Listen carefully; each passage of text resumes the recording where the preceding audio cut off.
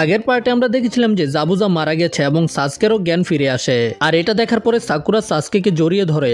সাসকে উঠে বলে যে নারুতোর কি অবস্থা, আর ওই মাস্কওয়ালা লোকটা কই। সাকুরা বলে যে ওই মাস্কওয়ালা লোকটা মারা গেছে। আর নারুতো সেখানে আসার পরে সাসকেকে জীবিত দেখে কান্না করতে শুরু করে। আমি পুরো কেঁদে দিয়েছি। তখনই পিছনে তাকিয়ে হাকুকে দেখতে পায় আর জাবুজার কথা মনে করে। নারুতো চিন্তা করে হাকুর মন অনেক ভালো ছিল। তারপরে কাকাশি বলে চলো সবকিছু ঠিক আছে, এখন সাসকেও ঠিক আছে। কিন্তু তখনই ওই ডাকাতরা বলে যে এখন এই সবকিছু শেষ হয়নি। ওই গ্যাং আজকে আমরা এদেরকে ছাড়বো না, কেটে ফেলবো, মেরে ফেলবো, চিড়ে ফেলবো। গাটো তো চলে গেছে, এখন আমাদের টাকা কে দিবে? এখন তো আমরা এখান থেকে খালি হাতে যেতে পারবো না, এই জন্য আমাদেরকে এই গ্রামকেই লুটে নিয়ে যেতে হবে। তখনই ওই ডাকাতগুলো সামনে আসতে শুরু করে। তখনই সেখানে একটা তীর এসে পড়ে। আর আমরা দেখতে পাই যে এটা আর কেউ না, ইনারি ছিল। তাও সে একা না, পুরো গ্রামবাসীকে নিয়ে এখানে চলে এসেছে। নারুতো এটা দেখে খুশি হয়ে যায়। আর ইনারি বলে যে হিরোরা সবসময় একেবারে শেষ মুহূর্তেই আসে। তারপরে নারুতো শ্যাডো ক্লোন জুৎসুর ব্যবহার করে। এটার দেখা দেখি কাকাশিও তখন নিজের শ্যাডো ক্লোন জুৎসুর ব্যবহার করে। আর ওই ডাকাতরা কাকাশির এতগুলো শ্যাডো ক্লোন দেখে অনেক বেশি ভয় পেয়ে যায়, যেটা দেখে তারা এখান থেকে ল্যাজ গুটিয়ে পালাতে শুরু করে। কাকাশি জাবুজার কাছে যায় আর জাবুজা কাকাশিকে বলে যে কাকাশি আমাকে একটা সাহায্য করো, আমি শেষবারের মতো হাকুর চেহারা দেখতে চাই, আমাকে হাকুর কাছে নিয়ে যাও। কাকাশি নিজের চোখ ডেকে ফেলে আর জাবুজাকে উঠিয়ে হাকুর কাছে নিয়ে যায়। ঠিক তখনই সেখানে তুষার পড়তে শুরু করে, যেটা দেখে সেখানে থাকা লোকেরা অনেক বেশি অবাক হয়ে যায়। আর জাবুজা হাকুকে বলে যে তুমি সবসময় আমার সাথে ছিলে, আর এখন আমি শুধু এটাই করতে পারবো যে শেষ মুহূর্তে এসে তোমার সাথে মরতে পারবো, কিন্তু হয়তো আমি সেখানে যেতে পারবো না, তুমি যেখানে যাচ্ছ হয়তো আমাকে জাহান্নামে পাঠানো হবে। আর তারপরে টিম 7 মানে নারুতোর টিম, তারা এখন লিভ ভিলেজের মধ্যে ফিরে যাবে। আর সকল গ্রামবাসীরা ওদেরকে বিদায় দেওয়ার জন্য ব্রিজ পর্যন্ত এসেছে। আর ইনারি নারুতোকে জিজ্ঞাসা করে তুমি আবার ফিরে আসবে তো? নারুতো তখন ইমোশনাল হয়ে বলে যে হ্যাঁ বন্ধু, আমি আবারও ফিরে আসবো, এখন তুমি কান্না করতে পারবে, কান্না করা কোনো খারাপ বিষয় না। এটা শুনে ইনারি নারুতোকে জিজ্ঞাসা করে তাহলে তুমি কান্না করছো না কেন? এতে নারুতো বলে যে না, তুমি আগে কান্না করে দেখাও। আর এরপরে এদের দুজনের ওভার অ্যাক্টিং শুরু হয়ে যায় আর এরা জোর করে কান্না করতে শুরু করে। সাকুরা এটা দেখে অনেক বেশি বিরক্ত হয়ে যায়, ভাই ওরা কি করতেছে। আর শেষে আমরা দেখতে পাই যে ওই ব্রিজটা সম্পূর্ণ তৈরি হয়ে গেছে। আর গ্রামবাসীরা এই ব্রিজের নাম রেখেছে নারুতো ব্রিজ। আর টিম 7ও নিজেদের পরের মিশনের জন্য বেরিয়ে পড়ে। এর পরের সিনে আমরা নারুতো, সাকুরা এবং সাসকেকে দেখতে পাই। তারা এখানে কাকাশির জন্য অপেক্ষা করছিল। আর নারুতো এবং সাসকে একে অপরের দিকে তাকিয়েছিল যেন ওরা একজন আরেকজনকে গিলে ফেলবে। সাকুরা এটা দেখে বিরক্ত হয়ে যায়, ওরা কি রে ভাই সবসময় খালি লড়াই করতে থাকে। ঠিক তখনই কাকাশি সেখানে চলে আসে। আর কাকাশির সেখানে আসতেই নারুতো এবং সাকুরা কাকাশির উপরে রেগে যায়। আর নারুতো নিজের পরের মিশনের জন্য অনেক বেশি এক্সাইটেড ছিল, কিন্তু আবারও সাসকের দিকে তাকিয়ে রাগ দেখাতে শুরু করে। আর কল্পনা করতে শুরু করে যে ওদের পরের মিশনের মধ্যে কেউ সাসকের উপরে কুনাই দিয়ে হামলা করে দিবে। আর তখন নারুতো হিরোর মতো সাসকেকে বাঁচাবে। কিন্তু এর পরের মিশনে আমরা দেখতে পাই যে এদেরকে তো নদী থেকে ময়লা পরিষ্কার করতে হবে। নারুতো এত বেশি বিরক্ত যে এই কাজে নারুতোর কোনো মনোযোগী ছিল না, যে কারণে নারুতো পানির সাথে বেঁচে যায়। কিন্তু সাসকে এইবারও নারুতোকে বাঁচিয়ে ফেলে। এতে নারুতো সাসকের উপরে আবারও রেগে যায়। সাসকে নারুতোকে বলে যে তুমি তো এখনো একটা বাচ্চা, আমার সাথে পাঙ্গা নিতে আসো। যাই হোক, নারুতোকে বাঁচানোর পরে সাসকে সেখান থেকে যেতে শুরু করে। সাকুরা তখন সাসকেকে বলে যে সেও তার সাথে যেতে চায়, কারণ একসাথে সময় কাটালে ওদের টিম ওয়ার্ক ভালো হয়ে যাবে। কিন্তু সাসকে সাকুরাকে বলে যে তুমি তো নারুতো থেকেও বেশি গাদা, আমার সাথে ফ্ল্যাটিং না করে গিয়ে প্র্যাকটিস কর, শক্তিশালী হয়ে দেখা শক্তিশালী, তুই এখন কোনো কাজেরই না। কিন্তু সাসকের মুখ থেকে এই কথা শুনে সাকুরা অনেক বেশি কষ্ট পায়। নারুতো তখন পিছন থেকে সাকুরাকে সান্ত্বনা দেয় যে নারুতো এবং সাকুরা একসাথে সময় কাটাতে পারবে। কাকাশি তখন বুঝতে পেরে যায় যে এখন সাকুরা নারুতোর উপরে নিজের রাগ ঝাড়বে, যে কারণে কাকাশি সেখান থেকে পালিয়ে যায়। যাই হোক, তার পরের সিনে নারুতো দেখতে পায় যে ওর পিছনে একটা চারকোনা দেখতে পাথর আছে। নারুতো যেখানেই যাচ্ছিল ওই পাথরটা নারুতোকে ফলো করছিল। নারুতো অনেক বেশি রেগে গিয়ে বলে যে আরে ভিতরে কে? তখনই ভিতর থেকে কোনোহামারু বলে যে আরে নারুতো, তুমি আমাকে আবারও ধরে ফেলেছো। তারপরে ওই নকল পাথর থেকে কোনোহামারু এবং ওর বন্ধুরা বেরিয়ে আসে। কোনোহামারু নারুতোকে জিজ্ঞাসা করে আরে ভাই, এটা কি তোর গার্লফ্রেন্ড নাকি? তুমি তো অনেক চালু মাল, সাবাস। এতে নারুতো লজ্জা পেয়ে বলে যে হ্যাঁ তুমি এটা বলতে পারো, এটা আমার গার্লফ্রেন্ড, তুমি কি জানো ওই আমার লেগে পাগল। আর এটা শোনার পরে বুঝতে পারতাছো যে সাকুরা এখন নারুতোকে কি করবে। সাকুরা নারুতোকে অনেক শক্তিশালী একটা ঘুষি দেয়। আর কোনোহামারু সাকুরাকে বলে যে কেউ কি এইভাবে নিজের বয়ফ্রেন্ডকে মারে? তুমি তো একটা ডাইনির মতো, সাতচুন্নির মতো দেখতে তোমাকে। ঠিক তখন কোনোহামারু সাকুরার হাতে মাইর খায়। কোনোহামারু নারুতোকে বলে যে ভাই, আমার মনে হয় না এটা কোনো মানুষ, কারণ তুমি দেখেছো তার কপাল কত বড়। কিন্তু যাওয়ার সময় কোনোহামারুর এই কথাটা সাকুরা শুনে ফেলে আর এতে রেগে গিয়ে ওদের দিকে আসতে থাকে, যেটা দেখে ওরা অনেক বেশি ভয় পেয়ে যায় আর নিজেদের প্রাণ বাঁচিয়ে সেখান থেকে পালাতে শুরু করে দেয়। আর সেখান থেকে পালানোর সময় কোনোহামারু কারোর সাথে টক্কর খেয়ে নিচে পড়ে যায়। তখন তারা দেখতে পায় যে তাদের সামনে অন্য ভিলেজের দুইজন নিনজা দাঁড়িয়ে ছিল। তাদের মধ্যে থেকে একটা নিনজা কোনোহামারুর কলারে ধরে ফেলে আর বলে যে যতক্ষণ পর্যন্ত আমাদের অন্য টিমমেট এখানে আসছে না ততক্ষণ পর্যন্ত আমি এদের সাথে টাইম পাস করব। নারুতো তখন রেগে গিয়ে কোনোহামারুকে ছেড়ে দিতে বলে, কিন্তু ওই নিনজা কোনোহামারুকে ছাড়ে না। নারুতো রেগে তার দিকে যেতে শুরু করে আর ওই নিনজা নিজের হাতের আঙুলগুলোকে সামনে পিছনে করতে থাকে। তখনই নারুতোর পা এক জায়গায় থেমে যায়, এতে নারুতো নিচে পড়ে যায়। নারুতো অনেক অবাক হয়ে বলে যে আরে এটা কি ছিল। তখন ওই লোকটা বলে যে আরে ওই কত দুর্বল, মনে হয় এই ভিলেজে সবাই এরকম বাচ্চা। তখনই কেউ এই ছেলেটার হাতের মধ্যে অনেক জোরে পাথর মারে। তখন আমরা দেখতে পাই যে গাছের উপরে সাসকে বসেছিল আর ওই পাথরটা সাসকেই মেরেছে। তখন ওই নিনজা নিজের পিঠে থাকা অস্ত্রকে বের করার চেষ্টা করে, কিন্তু তার সাথে থাকা মেয়েটা তাকে নিষেধ করে দেয়। তখনই সেখানে আরেকটা শব্দ আসে যে বলে যে অনেক হয়েছে, এখন বন্ধ করো। আর এটা শোনার পরেই সে থেমে যায়। এই ছেলেটার নাম হলো কানকুরু আর এই ভয়ানক ছেলেটার নাম হলো গারা। আর সাসকে যে গাছটার উপরে ছিল সেটার মধ্যেই গারা দাঁড়িয়ে ছিল আর গারা অনেক বেশি ভয়ানক। সাসকে অবাক হয়ে মনে মনে বলে যে সে এখানে কখন আসলো, আমি তো তার শব্দও শুনতে পাইনি। এদিকে থার্ড হোকাকে সকল নিনজাদের সাথে একটা মিটিং অর্গানাইজ করে, যেখানে তারা চুনিন এক্সাম সম্পর্কে আলোচনা করছিল। এখন থেকে ঠিক 7 দিন পরে তোমাদের গেনিনদের পরীক্ষা নেওয়া হবে আর যারা ওই পরীক্ষার মধ্যে সবচেয়ে ভালো করবে তাদেরকে চুনিন বানানো হবে। এদিকে গারা কনকুরুকে বলছিল তুমি এখানে কি টাইম পাস করছো, তোমরা কি ভুলে গেছো আমরা এখানে কেন এসেছি? কনকুরু বলে যে আমি তো শুধু এদের সাথে মজা করছিলাম, কিন্তু গারা বলে যে চুপ করো নয়তো আমি তোমাকে প্রাণে মেরে ফেলবো। এটা শুনে কানকুরু গারার কাছ থেকে ক্ষমা চায়। তখন গারা নিজে থেকে সবার কাছ থেকে ক্ষমা চায় আর সাসকে মনে মনে চিন্তা করে যে এই গারার চোখগুলো কোনো শয়তান থেকে কম না। আর তখনই গারা হঠাৎ করে সেখান থেকে একেবারে গায়েব হয়ে যায় আর গারা যেখানে ছিল সেখানে শুধু বালি থেকে যায়। আর সেখান থেকে গারা হঠাৎ করে নিচে চলে আসে। তারপরে তারা তিনজনেই সেখান থেকে যেতে শুরু করে। তখন সাকুরা এদেরকে বলে যে তোমাদের হেডব্যান্ড দেখে মনে হচ্ছে তোমরা এই ভিলেজের না, তোমরা অন্য কোনো ভিলেজ থেকে এই ভিলেজের মধ্যে এসেছো। তোমাদের কাছে কি পারমিশন আছে যে তোমরা এই ভিলেজে ঢুকতে পারবে? তখনই ওই মেয়েটা নিজেদের পারমিশন দেখায় আর মেয়েটা বলে যে আমরা এখানে চুনিন এক্সাম দেওয়ার জন্য এসেছি। এতে নারুতো জিজ্ঞাসা করে এই চুনিন এক্সাম আবার কি? এতে মেয়েটা বলে যে চুনিন এক্সাম পাস করার পরে কোনো জ্ঞানীন চুনিন হতে পারে। সাসকে গারাকে জিজ্ঞাসা করে যে তুমি কে? গারা বলে যে আমার নাম হলো গারা আর আমি ভিলেজ হিডেন ইন দ্য স্যান এর গেনিন। আর তুমি কে? সাসকে বলে যে আমি village hidden in the leaf এর গেনিন, আমার নাম হলো সাসকে উচিহা। তখন নারুতো এক্সাইটেড হয়ে বলে যে আমি কি এখন আমার সম্পর্কে বলবো? কিন্তু গারা বলে যে না, আমার তোমার সম্পর্কে জানার কোনো আগ্রহ নেই। তারপরে গারা নিজের টিমমেটদেরকে নিয়ে সেখান থেকে চলে যায় আর সেখানে আমরা দেখতে পাই যে আরো 3 জন নিনজা ছিল আর তারা আলোচনা করছিল যে এই সবগুলো তো এখনো বাচ্চা, এখানে শুধু একজনই আছে যে স্ট্রং, সেটা হলো সাসকে উচিহা, আমাদের তার উপরে নজর রাখতে হবে। এদিকে হোকাগে জনিনদেরকে জিজ্ঞাসা করছিল যে চুনিন এক্সামের জন্য তারা নিজেদের টিম থেকে কোন কোন গেনিনকে সিলেক্ট করবে। ইরুকা সেন্সেও সেখানে ছিল যে মনে মনে চিন্তা করছিল যে এই চুনিন এক্সাম অনেক বেশি কঠিন হয়ে থাকে। তখনই টিম 7 এর ক্যাপ্টেন কাকাশি নিজের 3 জন স্টুডেন্টকেই চুনিন এক্সাম দেওয়ার জন্য সিলেক্ট করে। এটা শোনার পরে ইরুকা সেন্সে একটু ভয় পেয়ে যায়। তারপরে কুরুনাই সেন্সও নিজের টিম থেকে হিনাটা, কিবা এবং শিনো 3 জনকেই সিলেক্ট করে। তারপরে টিম 10 এর আজুমা সেন্সে ইনো, শিকামারু এবং চোজির নাম নেয়। তখন ইরুকা সেন্সে হোকাগেকে বলে যে এই 9 জন নিনজা আগে তার স্টুডেন্ট ছিল, এই কারণে তার মনে হয় যে এখনো তারা চুনিন এক্সাম দেওয়ার জন্য রেডি না আর নারুতো তো কোনোভাবেই এই এক্সামের মধ্যে টিকতে পারবে না। কিন্তু তখন কাকাশি বলে যে তোমার চিন্তা করার দরকার নেই, নারুতো আমার স্টুডেন্ট, আমি এখন খুব ভালোভাবে জানি যে নারুতো কি করতে পারে আর কি করতে পারবে না। তখন ইরুকা রেগে গিয়ে বলে যে কাকাশি তুমি তো জানো এই পরীক্ষাটা তাদের জন্য ভয়ানকও হতে পারে, এতে তাদের জীবনও চলে যেতে পারে। তখন লর্ড হোকাগে বলে যে মেন এক্সাম দেওয়ার আগে এদেরকে একটা টেস্ট পরীক্ষা দিতে হবে, যদি তারা ওই পরীক্ষাতে পাস হতে পারে তাহলেই তারা চুনিন এক্সাম দিতে পারবে। তারপরের সিনে আমরা দেখতে পাই যে আবারও টিম 7 কাকাশির জন্য অপেক্ষা করছিল আর তারপরে কাকাশি এসে এদের 3 জনকে বলে দেয় যে সে এদের 3 জনের নাম চুনিন এক্সাম দেওয়ার জন্য সিলেক্ট করে দিয়েছে আর যদি এখন তাদের মনে হয় যে তারা এখনো রেডি না তাহলে তারা আরো 1 বছর অপেক্ষা করতে পারবে। কিন্তু এরা 3 জনে তো সাথে সাথে রেডি হয়ে যায় চুনিন এক্সাম দেওয়ার জন্য আর নারুতো তো অনেক বেশি এক্সাইটেড ছিল এই পরীক্ষাটা দেওয়ার জন্য। আর নারুতো কল্পনা করতে শুরু করে যে নারুতো সাসকে এবং কনকুরুকে হারিয়ে নাম্বার 1 পজিশনে চলে গেছে আর তারপরে নারুতোকে সরাসরি 5th হোকাগে বানিয়ে দেওয়া হয়েছে। কিন্তু সাসকে চিন্তা করছিল সাসকে গারার সাথে লড়াই করতে পারবে। আর আমরা দেখতে পাই যে তখন লিভ ভিলেজের মধ্যে চুনিন এক্সামকে দেওয়ার জন্য অনেক দূর দূর থেকে লোকেরা আসছিল। তারপরে আমরা লিভ ভিলেজের আরো একটা স্কোয়াডকে দেখতে পাই যাদের এক্সপিরিয়েন্স নারুটোর টিম থেকে 1 বছরের বেশি ছিল। এদের কাছে 1 বছর আগেই চুনিন এক্সাম দেওয়ার সুযোগ ছিল, কিন্তু এরা পরীক্ষা না দিয়ে আরো 1 বছর ট্রেনিং করার সিদ্ধান্ত নিয়েছিল আর এই বছর এরাও ওই এক্সামের মধ্যে পার্টিসিপেট করবে। এরপরেই পরের দিন চুনিন এক্সামের প্রথম রাউন্ড হবে।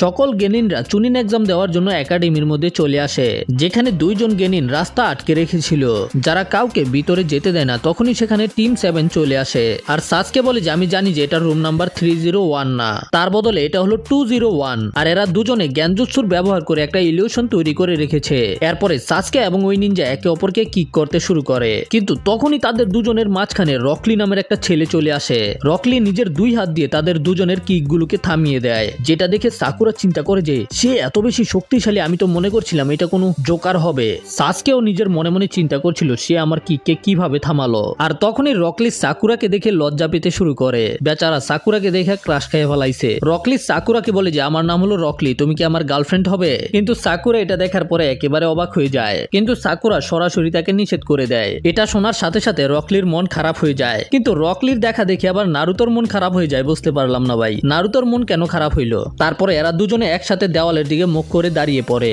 যাই হোক, তারপরে যখন টিম 7 চুনিন এক্সাম দেওয়ার জন্য রুমের ভিতরে যাচ্ছিল, তখনই রকলি এদের তিনজনকে থামিয়ে দেয়। আর রকলি সেখানে সরাসরি সাসকে উচিহাকে চ্যালেঞ্জ করে দেয়। রকলি বলে যে আমি শুনেছি উচিহা ক্ল্যানের মেম্বাররা অনেক বেশি শক্তিশালী হয়ে থাকে, এই জন্য চলো দেখি যে আসলেই তুমি কত শক্তিশালী। আর এটা বলার পরে রকলি সাকুরার দিকে তাকিয়ে বলে যে সাকুরা, আমি তোমাকে অনেক বেশি ভালোবাসি। আর এটা দেখার পরে সাকুরা অনেক বেশি বিরক্ত হয়ে যায়, আরে ভাই ওরে দিয়ে আমি কি করবো? সাসকে তখন রকলিকে বলে যে তুমি উচিহা ক্ল্যানের শক্তিকে পরীক্ষা করতে চাও, তাহলে তো তুমি একটা গাদা। তখন রকলি বলে যে তাহলে আয়, কার অপেক্ষা করতাছস? কিন্তু নারুতো তখন মনে মনে চিন্তা করে সাসকে সাসকে সাসকে, সবাই সাসকে চিনে, সাসকে এত বেশি ফেমাস, আমাকে কেউ চিনে না কেন? আমি সাসকে থেকেও বেশি শক্তিশালী। তখন নারুতো অনেক স্পিডে রকলির দিকে যেতে শুরু করে। নারুতো রকলির উপরে আক্রমণ করতে যায়, কিন্তু রকলি একটা মশার মতো নারুতোকে নিজের সামনে থেকে সরিয়ে দেয়। তারপরে রকলি আবারও সাসকেকে বলে যে তুমি এখনো কার জন্য অপেক্ষা করছো? তখন সাসকেও লিয়ের উপরে আক্রমণ করার জন্য সামনে এগিয়ে যায়, কিন্তু রকলি সেখান থেকে হঠাৎ করে গায়েব হয়ে যায়। রকলি সাসকের পিছনে চলে আসে আর সাসকেকে অনেক শক্তিশালী কিক করে। রকলির অ্যাটাকের স্পিড এত বেশি ছিল যে সাসকে সেটাকে ব্লক করবে দূরের কথা, সেটাকে দেখতেই পারে না। সাসকে রকলির কিক খেয়ে অনেক দূরে গিয়ে পড়ে। সাসকে মনে মনে চিন্তা করে আমি এত অ্যালার্ট থাকার পরেও সে আমাকে কিভাবে কিক করলো, অবশ্যই এটা কোনো নিনজুৎসু অথবা জ্ঞানজুৎসু হবে। আর তখন সাসকে রকলির ফাইটকে আরো ভালোভাবে অ্যানালাইজ করার জন্য নিজের শারিঙ্গানকে অ্যাক্টিভ করে। সাকুরা এটা দেখে অনেক বেশি খুশি হয়ে যায়, কারণ সাকুরার মনে হচ্ছিল এখন সাসকে নিজের শারিঙ্গানের মাধ্যমে রকলির সকল টেকনিককে কপি করে ফেলবে। কিন্তু সাসকের শারিঙ্গান রকলির টেকনিককে বুঝতেই পারে না, আর রকলি সাসকের উপরে অনেক জোরে একটা কিক করে দেয়। সে বলে যে তুমি হয়তো জানতে পেরে গেছো যে আমি এখন পর্যন্ত কোন জুৎসুর ব্যবহার করছি। এটা কোনো নিনজুৎসু অথবা জ্ঞানজুৎসু না, এটা হলো তাইজুৎসু। আমি তাইজুৎসু ছাড়া অন্য কোনো কিছুই করতে পারি না। যদিও তোমার কাছে শারিঙ্গানের মতো পাওয়ারফুল টেকনিক আছে যেটার মাধ্যমে তুমি আমার মুভসকে কপি করতে পারবে, কিন্তু তোমার এই টেকনিক আমার উপরে কাজ করবে না। কারণ হলো তুমি অনেক স্লো, যতক্ষণে তুমি আমাকে কপি করবে ততক্ষণে আমি তোমাকে ধুল চাটিয়ে দিব। সাসকে, তুমি কি জানো এই দুনিয়ার মধ্যে দুই ধরনের লোকের জন্ম হয়? প্রথম, যারা তোমার মতো ট্যালেন্ট নিয়ে জন্ম হয়, আর দ্বিতীয়, যারা আমার মতো অনেক বেশি পরিশ্রম করে নিজের ভিতরে ট্যালেন্ট তৈরি করে। তখন সাসকে আবারও লিয়ের উপরে আক্রমণ করে দেয়, কিন্তু লি সেগুলোকে খুব সহজেই ডজ করে ফেলে। আরেকটা কিক করে সাসকেকে উপরের দিকে পাঠিয়ে দেয়। সাসকে যখন হাওয়ার মধ্যেই ছিল, তখন লি সাসকের পিছনে এসে নিজের হাতের ফিতাগুলোকে খুলতে শুরু করে, কিন্তু তখনই হঠাৎ করে সেখানে অনেক বড় একটা কচ্ছপ চলে আসে। কচ্ছপটা লিকে থামতে বলে। সাসকে নিচে পড়তে শুরু করে, কিন্তু সাকুরা সাসকেকে ধরে ফেলে। আর নারুতো নিজের চোখকে বিশ্বাস করতে পারছিল না যে সাসকে হেরে গেছে। আর ওই কচ্ছপটা লিকে বলছিল তুমি আবার ওই টেকনিকের ব্যবহার করতে যাচ্ছিলে, তুমি এত সাহস পেলে কিভাবে? এতে লি ভয় পেয়ে বলে যে প্লিজ আমাকে ক্ষমা করে দেন, আমি এটা আর কখনোই করব না। আর তখনই সেখানে একটা বিস্ফোরণ হয়, আর সেখানে একটা লোক চলে আসে। এই লোকটার নাম হলো মাইট গায়। সে হলো রকলিয়ার টিমের ক্যাপ্টেন, আর সে রকলির মাস্টার। এদিকে সাসকে নিজের মনে মনে চিন্তা করছিল আমি কিভাবে এই জোকারের কাছে হেরে গেলাম। আর এদিকে মাইট গায় রকলিকে শাস্তি দেওয়ার জন্য রকলির চেহারার মধ্যে একটা জোরে ঘুষি মারে। রকলির মুখ থেকে রক্ত বেরিয়ে যায় আর রকলির নিচে পড়ে যায়। মাইট গায় বলে আমাকে ক্ষমা করবে রকলি, কিন্তু এটা তোমার ভালোর জন্য ছিল। রকলি কিছু বলার দরকার নেই, আর এরা দুজন একজন আরেকজনকে জড়িয়ে ধরে ফেলে। এরা এগুলো কি করতেছে ভাই? আর ওদেরকে এরকম করতে দেখে সাকুরা, সাসকে আর নারুতো অনেক বেশি অবাক হয়ে যায়। তখন গাই সেন্সে এদের তিনজনকে দেখতে পায় আর বুঝতে পেরে যায় যে এরা তিনজন হলো কাকাশির স্টুডেন্ট। মাইট গায় জিজ্ঞাসা করে তাহলে কাকাশি কেমন আছে আমি হলাম কাকাশির সবচেয়ে বড় রাইভাল। এটা শোনার পরে ওরা তিনজনেই অবাক, এটা কিভাবে হতে পারে, এই লোকটা তো একেবারে জোকার। রকলি এটা শুনে রেগে যায়। তখন মাইট গাই বলে যে আরে আরে আরে রকলি থামো, ওরা যা খুশি তাই বলো। আর হঠাৎ করে মাইট গাই এদের তিনজনের পিছনে চলে আসে আর বলে যে সাসকে উচিহা এখন আমার স্টুডেন্ট, তোমাকে খুব সহজেই হারিয়ে দিয়েছে, কিন্তু সে তোমাকে মেরেছে, এই জন্য আমি তোমার কাছ থেকে ক্ষমা চাইছি। আর চুনিন এক্সামের জন্য তোমাদের সবাইকে গুড লাক। আর এটা বলার পরেই মাইট গাই সেখান থেকে গায়েব হয়ে যায়। রকলি সাসকে বলে যে সাসকে উচিহা, আমি তোমাকে মিথ্যা কথা বলেছিলাম যে আমি আমার টিমের সবচেয়ে শক্তিশালী জ্ঞানীন, কিন্তু আমার টিমের মধ্যে আরেকজন আছে যে আমার থেকেও বেশি শক্তিশালী, আর আমি তাকেই হারাতে চাই। আমি তো শুধু তোমার সাথে ওয়ার্ম আপ করতে এসেছিলাম, আর যদি তুমি আমার টার্গেট হও তাহলে আমি তোমাকে পিষে ফেলবো, আর আমাদের পরের বারের লড়াইয়ের জন্য তুমি রেডি থেকো। আর এটা বলার পরেই রকলি সেখান থেকে চলে যায়। এতে সাসকে একেবারে পাগল হয়ে যায়। আর নারুতো বলে যে তুমি কি তার হাতের মধ্যে ওই আঘাতের চিহ্নগুলোকে দেখেছো? আমি শিওর যে সে ট্রেনিং করে এখানে এসেছে। সাসকে সে তোমার থেকেও বেশি পরিশ্রম করে। তখন সাসকে নিজের মনে মনে বলে যে চুনিন এক্সাম, আমি যতটুকু চিন্তা করছিলাম এটা তো তার থেকেও বেশি এক্সাইটেড হবে। তারপরে বলে যে নারুতো সাকুরা চলো আমাদের যেতে হবে। তারপরে তারা চুনিন এক্সামকে দেওয়ার জন্য রুম নাম্বার 301 এর মধ্যে যায়। আর তারপরের সিনে এদের তিনজনের সামনে কাকাশি ছিল। সাকুরা, নারুতো, সাসকে, আমার তোমাদের উপরে গর্ব হচ্ছে, এই জন্য তোমাদের সবাইকে বেস্ট অফ লাক। কিন্তু যখনই ওরা তিনজন রুমের মধ্যে এন্ট্রি করে ওরা তিনজন একেবারে স্টপ হয়ে যায়, কারণ এখানে অলরেডি চুনিন এক্সাম দেওয়ার জন্য অনেক ভয়ানক ভয়ানক স্টুডেন্টেরা চলে এসেছে। তখনই ওই ইনো নামের মেয়েটা এসে পিছন থেকে সাসকে ধরে ফেলে। আর সাসকে এতে অনেক আজব রিয়াকশন দেয়, যেটা দেখার পরে সাকুরা অনেক বেশি রেগে যায়। তারপর ইনোর বাকি টিমমেটরাও সেখানে চলে আসে। এই ছেলেটার নাম হলো শিকামারু, যে এই একাডেমির সবচেয়ে অলস স্টুডেন্ট, কিন্তু তার সাথে সাথে সবচেয়ে বেশি ইন্টেলিজেন্টও। আর মোটাটা হলো চোজি আকামিচি, সে সবসময় খাবার খেতে ব্যস্ত থাকে। তারপরে টিম 8 এর মেম্বাররাও সেখানে চলে আসে। এই মেয়েটার নাম হলো হিনাটা, সে কিউট হওয়ার সাথে সাথে অনেক বেশি শান্ত। আর এটার নাম হলো কিবা এবং তার কুত্তার নাম হলো আকামারু। আর এটার নাম হলো শিনো। শিকামারু বলে যে তাহলে তোমরা তিনজন এখানে চলে এসেছো। তখনই সেখানে কাবুটো নামের একটা ছেলে চলে আসে, যে এদের তর্ক করাকে থামিয়ে দেয়। সে বলে যে একটু আশেপাশে দেখো, সবাই তোমাদেরকেই দেখছে, এদের দিকে তাকাও, এরা হলো অন্য হিডেন ভিলেজের নিনজা, তারা অনেক বেশি শক্তিশালী, এই জন্য তোমাদের উপরে একটু দয়াও দেখাবে না। তাছাড়া তোমরা এই খেলার মধ্যে একেবারেই নতুন। তখন কাবুটো বলে যে সে এই এক্সামের মধ্যে 6 বার ফেল হয়ে গেছে, কিন্তু তার মধ্যে কনফিডেন্স অনেক আছে, এই জন্য সে আবারও পরীক্ষা দিতে এসেছে। তবে শিকামারু এটা শোনার পরে অনেক বেশি অবাক হয়ে যায়। ভাই তুই 6 বার ফেল করার পরেও 7 বারের মাথায় পরীক্ষা দিতে আইছস। তারপরে কাবুটো এদেরকে একটা ম্যাপ দেখায়, যেটার মাধ্যমে এরা বুঝতে পারবে যে কোন কোন দেশ থেকে কতজন নিনজা চুনিন এক্সামকে দেওয়ার জন্য এসেছে। এক্সপেরিয়েন্সের মাধ্যমে সে এটা বুঝতে পেরেছে যে এইবারের চুনিন এক্সাম অনেক বেশি ভয়ানক হবে। সাসকে তখন কাবুটোকে জিজ্ঞাসা করে তোমার কাছে কি গারা এবং রকলির ইনফরমেশন আছে?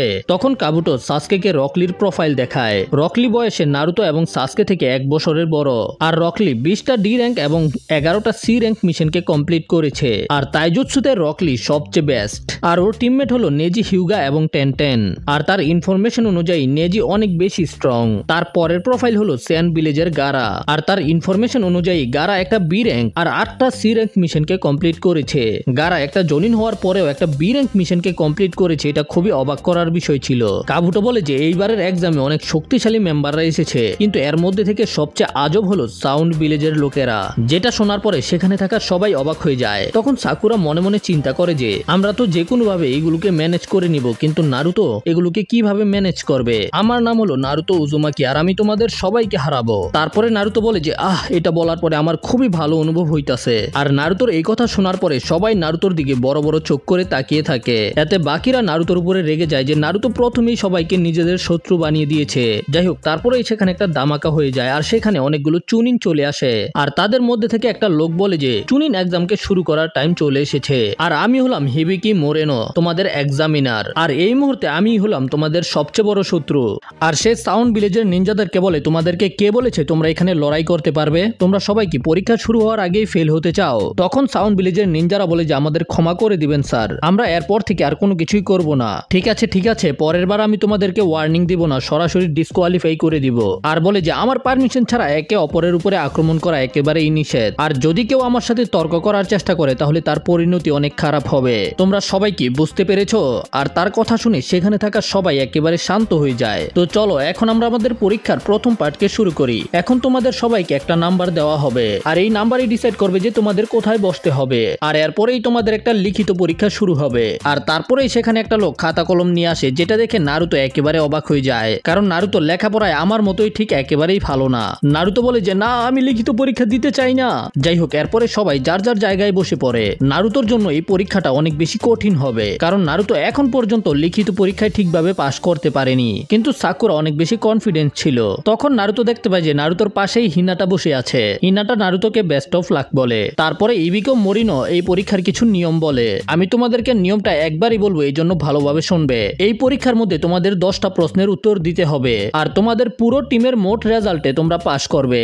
যেটা শোনার পরে সেখানে থাকা সবাই একেবারে অবাক হয়ে যায়, বিশেষ করে সাকুরা চিন্তা করে যে তার তো সাসকের উপরে পুরো বিশ্বাস আছে যে সাসকে পাশ করে ফেলবে। কিন্তু নারুতো কি করবে? নারুতো তো 1 নাম্বারের গাদা।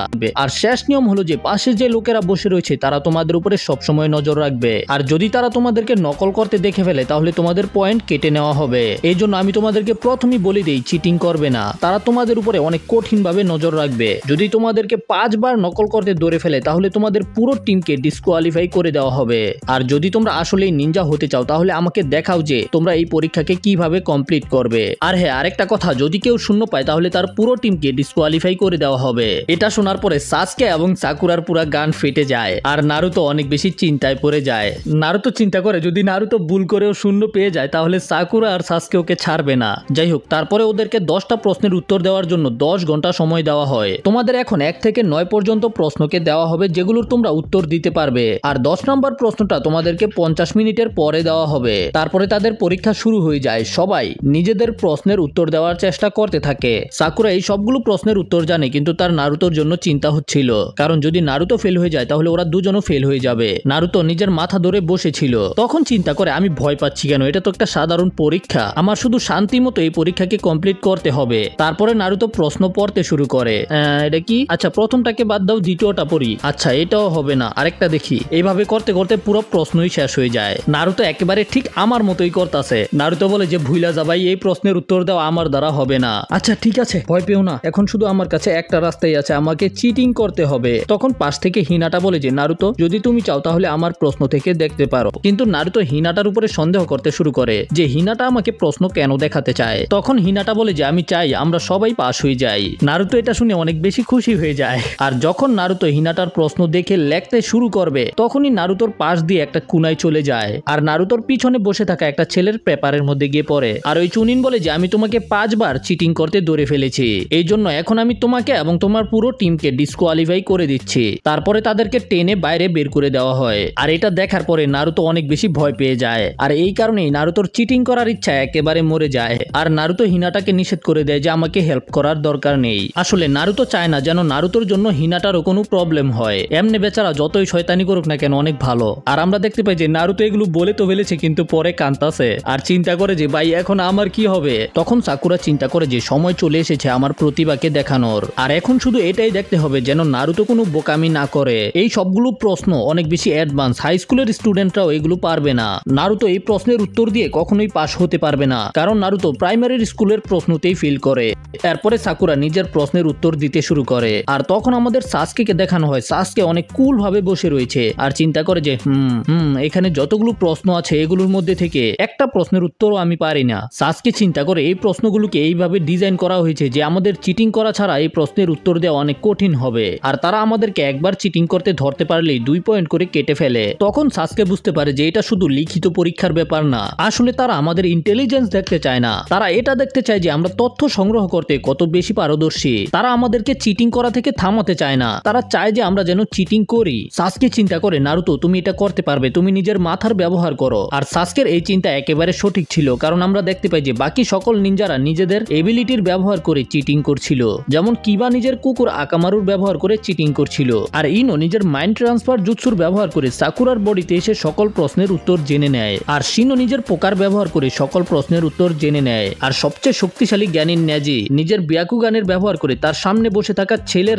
বডির আরপার থেকে তার প্রশ্নের উত্তর দেখে ফেলে। আর সাসকেও নিজের শারিঙ্গানের ব্যবহার করে তার সামনে বসে থাকা ছেলের হাতের মুভমেন্টকে কপি করে সকল প্রশ্নের উত্তর লিখতে থাকে। এখন 20 মিনিট পার হয়ে গেছে, কিন্তু নারুতো এখনো একটা প্রশ্নের উত্তরও লেখে নাই। আর এখন নারুতোর জন্য 10 নম্বর প্রশ্নটা সবচেয়ে বেশি ইম্পর্টেন্ট, কারণ যদি নারুতো ওই 10 নম্বর প্রশ্নের উত্তর না দিতে পারে তাহলে নারুতোর পুরো টিম ডিসকোয়ালিফাই হয়ে যাবে। এখন 10 নম্বর প্রশ্ন আসতে মাত্র 10 মিনিট বাকি ছিল, যে কারণে সেখানে থাকা সবাই অনেক বেশি নার্ভাস হয়ে যায়। আর নারুতো তো এখন পর্যন্ত একটা প্রশ্নের উত্তরও লেখে নাই। তখন ইবিকো বলে যে এখন সবাই তৈরি হয়ে যাও, এখন আমি তোমাদেরকে 10 নম্বর প্রশ্নটা বলবো। কিন্তু তার আগে এই প্রশ্নটার কিছু নিয়ম আছে, তোমরা কি ওইটার উত্তর দিতে চাও নাকি দিতে চাও না? যেটা শোনার পরে সেখানে থাকা সবাই অবাক হয়ে যায়। তখন একটা মেয়ে বলে যে যদি প্রশ্নের উত্তর দিতে নিষেধ করে দেই তাহলে কি হবে? এতে ইবিকো বলে যে যদি তারা এটা করে তাহলে তাদের বাকি প্রশ্নের উত্তরও নেওয়া হবে না। তার মানে হলো তারা 0 পাবে আর ডিসকোয়ালিফাই হয়ে যাবে। আর তারপরে হলো যদি তারা ওই প্রশ্নের উত্তর লেখে আর সেটা ভুল হয়ে যায় তাহলে তারা কখনোই ভবিষ্যতে চুনিন এক্সাম দিতে পারবে না। আর এটা শোনার পরে সেখানে থাকা সবাই একেবারে ভয় পেয়ে যায়। তখন কিবা বলে যে এখানে এমন লোক আছে যারা চুনিন এক্সামকে এর আগেও দিয়েছে। ইবিনো বলে যে এইবার তোমাদের ভাগ্য খুবই খারাপ, কারণ আমি তোমাদের পরীক্ষক হয়েছি। আমি প্রথমে এই নিয়মকে বানাইনি কিন্তু এখন বানিয়ে দিয়েছি। তোমরা এখনই চাইলে এখান থেকে যেতে পারো আর পরের বছর আবারও ট্রাই করতে পারো। এখন যারা 10 নম্বর প্রশ্নের উত্তর দিতে চায় না তারা নিজেদের হাত তুলতে পারো আর এখান থেকে যেতে পারে। আর এটা শোনার পরে সেখানে থাকা সবাই একেবারে কনফিউজ হয়ে যায়। আর নারুতোর অবস্থা তো একেবারেই খারাপ। তখনই নারুতো আশেপাশে দেখতে পায় কিছু স্টুডেন্টেরা নিজেদের হাত তুলতে শুরু করে দিয়েছে, মানে তারা অলরেডি হার মেনে নিয়েছে। এখন কিছু সময় পার হয়ে যায় কিন্তু নারুতো নিজের হাত তোলেনি। সাকুরার নারুতোকে এইভাবে দেখে অনেক কষ্ট হচ্ছিল। সাকুরা মনে মনে চিন্তা করে কোনো ব্যাপার না, নারুতো নিজের হাত তুলে ফেলো, আমরা আবারও পরের বছর ট্রাই করতে পারবো। সাকুরা চিন্তা করে যে নারুতো তো কখনোই হার মানবে না, এই জন্য আমি নিজের হাত তুলে ফেলি। আর সাকুরা যখন নিজের হাত তুলছিল তখনই নারুতো নিজের হাত তুলে ফেলে। আর সাসকে এবং হিনাটা এটা দেখে অনেক বেশি অবাক হয়ে যায়। কিন্তু নারুতো নিজের হাতকে টেবিলের মধ্যে অনেক জোরে আঘাত করে আর চিল্লায় বলে যে তুমি যেটাই করো না কেন আমি কখনোই হার মানবো না। যদি আমি নিজের সারা জীবনও একটা জ্ঞানীন হয়ে থেকে যাই তারপরেও আমি হার মানবো না, কারণ আমি একদিন হোকাগে হতে চাই। আর নারুতোকে এইভাবে কথা বলতে দেখে বাকিদের মনের মধ্যেও সাহস চলে আসে। তখন ইবিকো নারুতোকে বলে যে একটু সাবধানে, তোমার এই সিদ্ধান্ত তোমার পুরো জীবনকে পাল্টে দিতে পারে। তখন নারুতো বলে যে এটা কখনোই হবে না, আমি নিজের ওয়াদাকে কখনোই ভঙ্গ করি না। তখন ইবিকো মরিনো বলে যে তাহলে এখন শুধু একটা কথাই বলা বাকি আছে, আর সেটা হলো তোমরা সবাই চুনিন এক্সামের প্রথম ধাপকে পাশ করে ফেলেছো। আর এটা শোনার পরে রোমের মধ্যে থাকা সবাই অনেক বেশি অবাক হয়ে যায়। তখন সাকুরা জিজ্ঞাসা করে যে ভাই কি হয়েছে, এখানে কি হলো? তখন লোকটা বলে যে 10 নম্বর প্রশ্ন বলতে আসলে কিছুই ছিল না, আসলে 10 নম্বর প্রশ্নে তারা কিভাবে আচরণ করে সেটাই তাদের উত্তর ছিল। আর প্রথমে যে 9টা প্রশ্ন দেওয়া হয়েছে সেটা তো টাইম পাস ছিল, সে শুধু এটা দেখতে চেয়েছে এরকম পরিস্থিতি হলে তারা কি করবে। আমরা তো শুধু এটা দেখতে চেয়েছিলাম তোমরা কিভাবে তথ্যকে সংগ্রহ করো। তোমাদের মধ্যে থেকে কয়েকজন নিজেদের ট্যালেন্টের ব্যবহার করে খুব ভালো চিটিং করেছো। সবসময় মনে রাখবে যদি তোমাদের কাছে তথ্য না থাকে তাহলে সেটা অনেক বিপজ্জনক, এতে প্রাণ যেতে পারে অথবা ভিলেজের উপরে বিপদ আসতে পারে। আরেকটা কথা, 10 নম্বর প্রশ্ন আসলে তোমাদের সাহসকে দেখার জন্য বানানো হয়েছে। বিপদে মোকাবেলা করার মতো যাদের কাছে সাহস নেই তারা কখনোই চুনিন হতে পারবে না। এখন এই পরীক্ষা এখানেই শেষ হলো। আর এটা শোনার পরে নারুতো অনেক বেশি খুশি হয়। তখনই জানালা ভেঙে সেখানে আরেকজন চলে আসে। সে বলে যে আমি হলাম তোমাদের পরের এক্সামিনার, পরের পরীক্ষার জন্য সবাই রেডি হয়ে যাও। কিন্তু সে অবাক হয়ে যায় কারণ সেখানে অনেকগুলো স্টুডেন্ট ছিল। সে ইবিকোকে জিজ্ঞাসা করে এতগুলো স্টুডেন্ট বেঁচে গেল, তুমি কি সফট হয়ে গেলে নাকি? আর সে বলে কালকে সকালে তোমরা সবাই আমার সাথে দেখা করবে, এখন তোমরা এখান থেকে যেতে পারো। আর সবাই সেখান থেকে চলে যাওয়ার পরে ইবিকো সবার প্রশ্নগুলোকে সংগ্রহ করতে শুরু করে। কিন্তু যখন সে নারুতোর পেপারকে হাতে নেয় তখন একেবারে অবাক হয়ে যায় আর চিন্তা করে যে তাহলে আমি আজকে এমন একটা ছেলেকে পাশ করে দিয়েছি যে একটা প্রশ্নের উত্তর দেয়নি। যাই হোক, এর সাথে আমরা 4 নাম্বার পার্টটাকে এখানেই শেষ করব। যদি ভিডিও ভালো লেগে থাকে তাহলে লাইক করো আর চ্যানেল নতুন হলে সাবস্ক্রাইব করো। দেখা হবে পরের ভিডিওতে, সে পর্যন্ত টাটা বাই বাই।